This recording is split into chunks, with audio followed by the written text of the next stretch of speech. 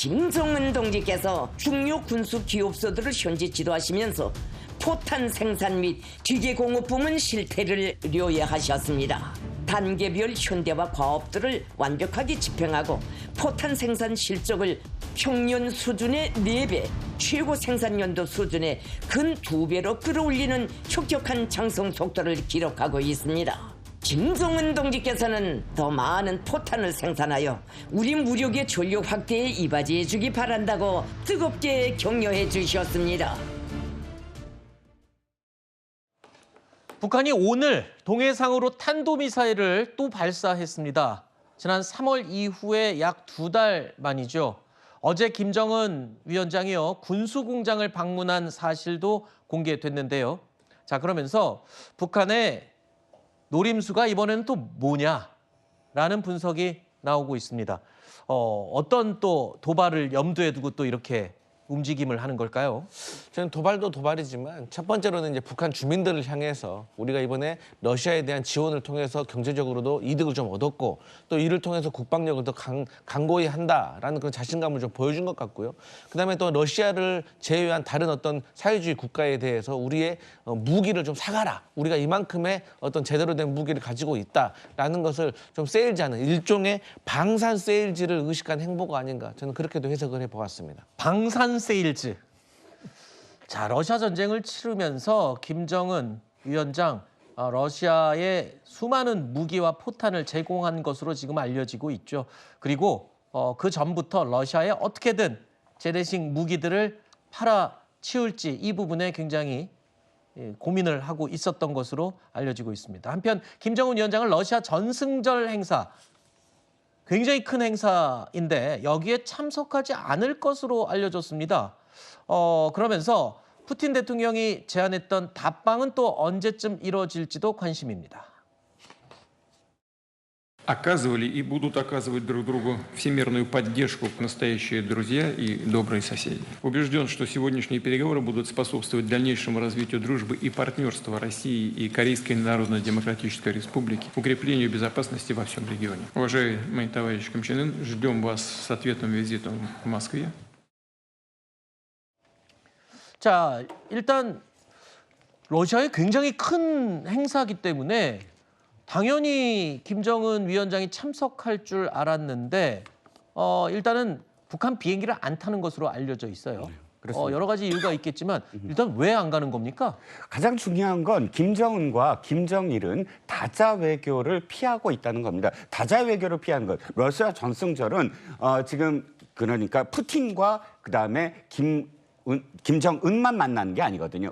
전승절에 각국 이 사절들이 옵니다. 그런데 왜 그러면 다자 외교를 피하는 걸까요? 가장 중요한 건 지금 김정일이나 김정은은 상당히 자신들의 어떤 그런 이 이미지를 딱 만들어서 구축해야만 합니다. 근데 다자 외교는 돌발 상황들이 있을 수가 있고 또 미리 물밑 협상을 통하지 아니한 과정들을 통해서 돌발적인 어떤 상황이 벌어졌을 때 자신이 구축해 놓은 수령의 이미지가 훼손될 수 있다라는 그런 여러 가지 두려움 때문에 김정일, 김정은 모두 다 다자 외교를 한 번도 하지 않았다는 점이고요. 그다음에 그렇다면 회담을 해야 될 텐데 왜냐하면 아까 강 의원도 말씀하셨지만 이게 지금 방산 세일즈만이 아니라 이미 이 영수증 청구서를 어마어마하게 많이 갖고 있어요. 그러니까 청구서를 낼 때가 중요하잖아요. 내서 지금까지 받아야 되는데 그러면 다자 외교 상황에서는 아마도 푸틴이 딱 그거를 내도 다음에 얘기하고 넘어갈 가능성이 있습니다. 그렇다면 평양회담 1주년 평양회담 때 이미 혈맹 관계 다 만들어 놓지 않았습니까? 그때 가서 자 1주년 됐습니다 하고 청구서를 내밀면 확실하게 푸틴이 무엇인가 답변을 해줄 것이다 하는 확신이 있기 때문에 아마도 6월 달에 1주년 때 이제 회담을 할 것이다라고 생각을 합니다. 그러니까 1대1로 만나서 돈 받을 이야기를 구체적으로 하고 싶어 한다. 이렇게 얘기를 이해하면 될 것 같습니다. 그리고 다자 외교에는 잘 가지 않는다. 이렇게 얘기를 해주셨는데 사실 북한 김정은 위원장 러시아 푸틴과 가까이 붙어 지내면서 중국의 눈밖에 나기도 했었죠. 이번에 모스크바를 찾지 않는 배경 중에 하나로 북중 관계, 그동안 최근에 껄끄러웠던 북중 관계도 이유 중에 하나로 거론되고 있습니다. 어제 모스크바에 도착한 시진핑 주석은요, 이번 전승절에 참석한 해외 인사 중에서도 아주 중요한 귀빈으로 꼽혔습니다. Хотел бы отметить, что российско-китайские отношения всеобъемлющего партнерства и стратегического взаимодействия находятся на наивысшем за всю историю уровне.